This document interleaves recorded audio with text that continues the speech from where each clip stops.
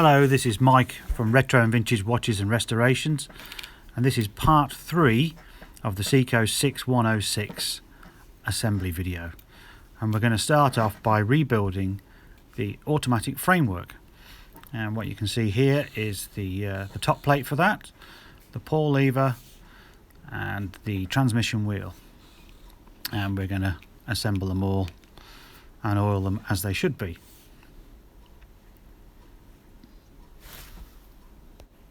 So first of all, we'll oil the jewel with Mobius 9010.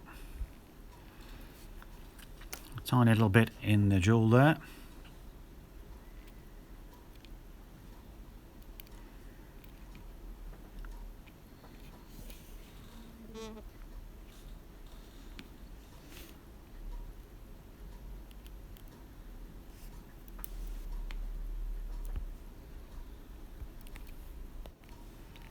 And then we just place the transmission wheel in place like so.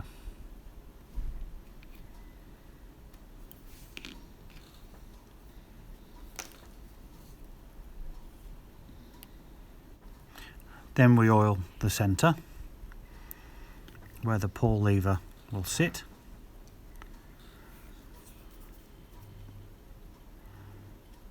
Mop up a bit of excess there with Rodico.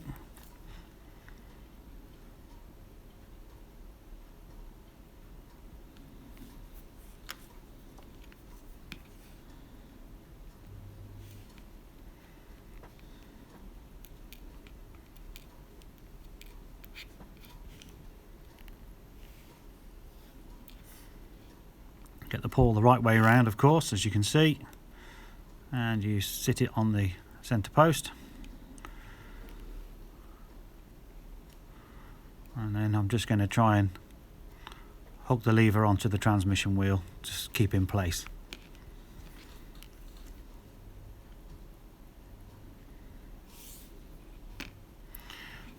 Then I'll just put a tiny bit of oil where the pawl levers are themselves.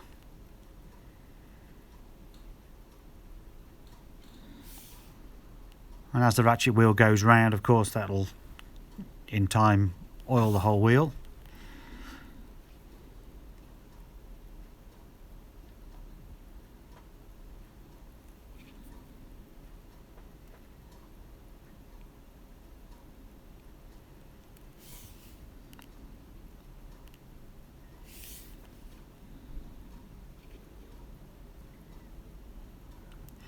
And I'm just going to oil on the opposite sides as well. As usual, I'm not a professional, I'm just a hobbyist. This is the way I do it. It's not necessarily the professional way, and I may be oiling too much, but it gives you an indication of where you need to put some oil in the first place. And once again, I'm just mopping up any excess that's got onto the outside of the wheel.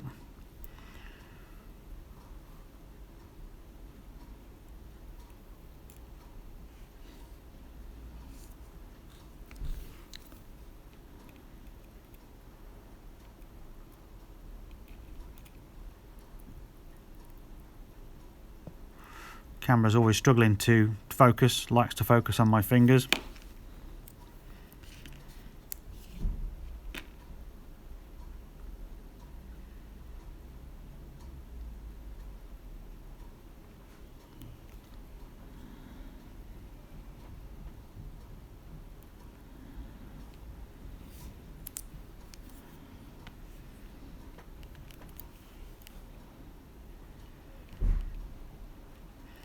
And once again, make sure the pawl levers are in the teeth of the wheel.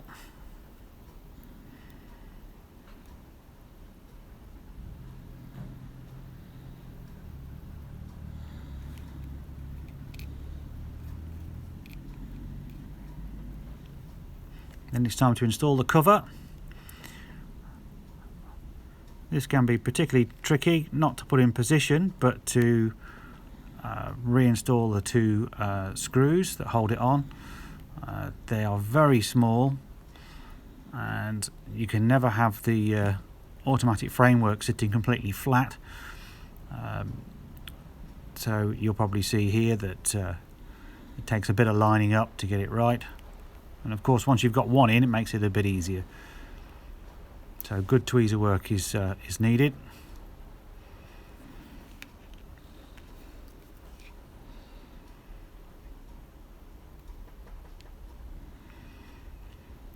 Sorry about the finger shots.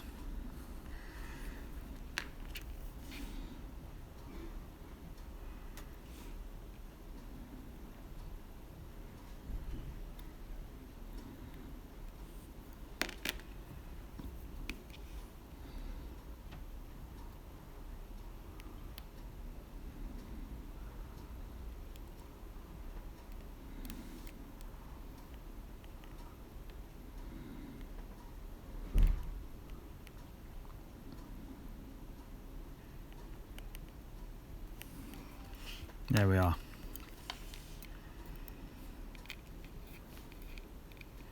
All rebuilt on that. Okay, then we just put the automatic framework into position. Fits on top, held in by 3 screws. At this point, if your pawl levers are moved again, you can readjust once you've put 1 or 2 screws in.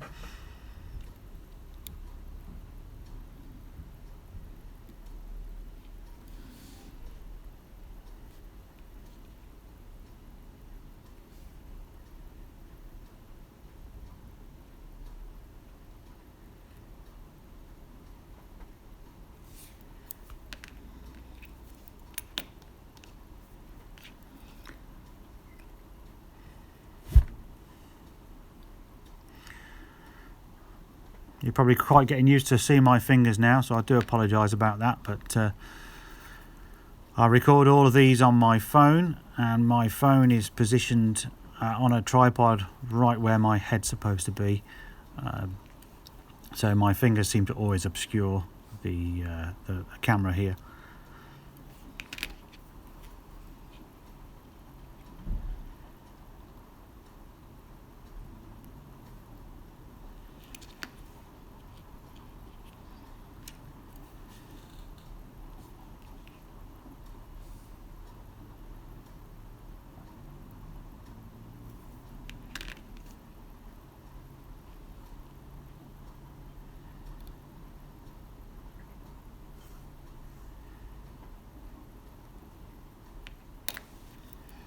Okay, there we are.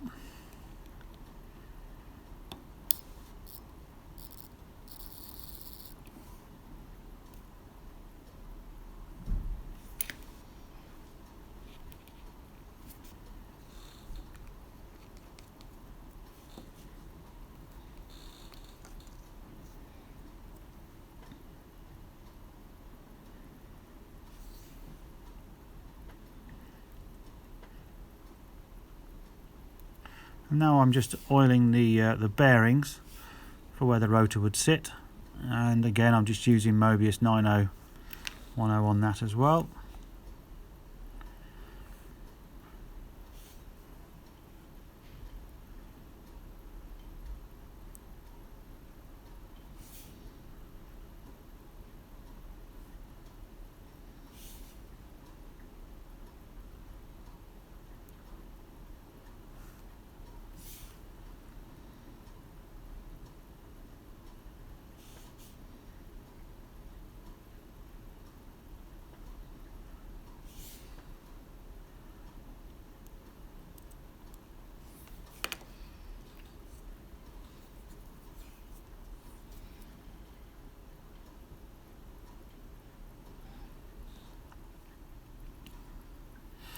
Okay, so now we're going to install the dial, but first of all I need to loosen off the dial screws.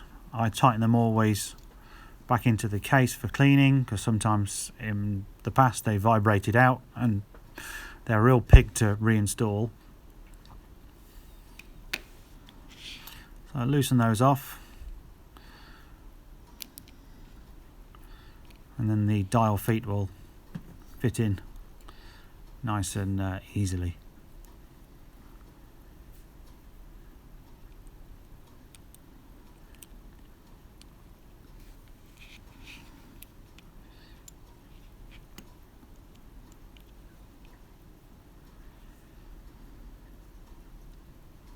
A little bit out of shot here, there we go, trying to bring it in.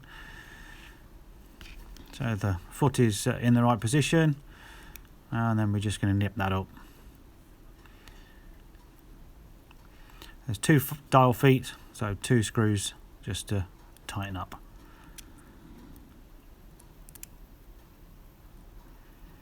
Always good to be wearing finger cuts at this point. When you're handling the dial especially, it's really easy to leave fingerprints on there. And as much as you can wipe them up with Rodico, you know, try and prevent that as best you can. I'm only wearing finger cuts on one hand when I really should be wearing it on 2, so I should practice what I preach, I think, really. So I'm now winding the watch on so we can see the date wheel click over to 2, and this is so we can set the hands correctly at 12. So at 12 midnight your date wheel, and then subsequently your day wheel will change.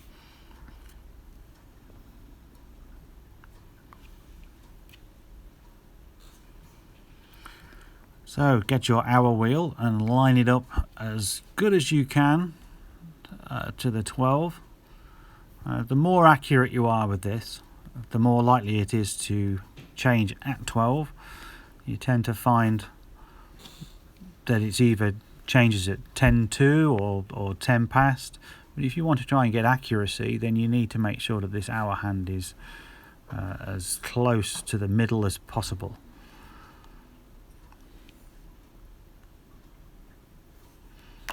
And I'm just using a hand pusher tool there to gently fit the hour hand. Now it's on.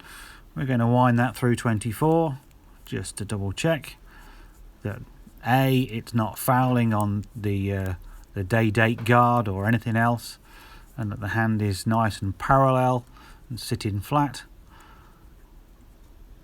And once you see the date change again and you're happy, it's time to put the minute hand on.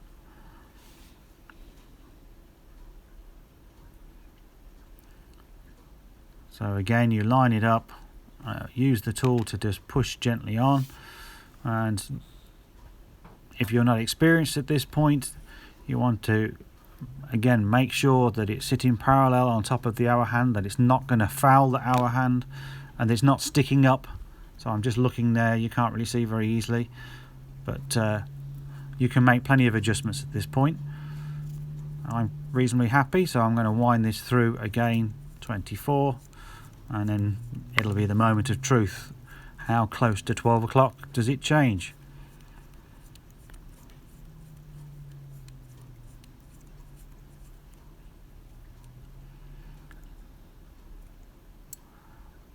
And that's just a few minutes too, so I'm happy with that.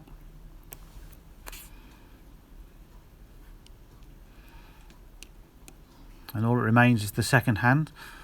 You don't have to put the second hand on, line it up at 12. You can put the second hand on at any point in time, whatever's easy for you. I grab it by the heel there, and I'm just lining it up gently with the hole. I don't use the pusher at this point. I've always just lined it up and pressed it on with tweezers. It doesn't need much to secure it. It's just sometimes a bit of a fiddle. I can get these first try. Sometimes it's the 10th try before I get it right. There we go. Second time on this occasion. And then you want to just either let that run through a minute to make sure the second hand is not going to foul on anything, or you can just wind the crown and change the hour hand and the minute hand to pass underneath to make sure everything is okay. Once you're happy with the second hand, that's it. All you need to do is recase your watch.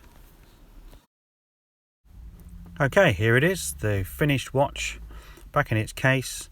The case has also had a full restoration by me as well to bring it back to new. Bear in mind that this watch is from the 1970s, so it's well in its 40s. And I've given it a new lease of life. The full Seiko reference is a 6106 5467. If you like this video, give it a thumbs up. If you'd like to see more like this, subscribe. and remember to join my Facebook group, Retro and Vintage Watches and Restorations. Thanks for watching.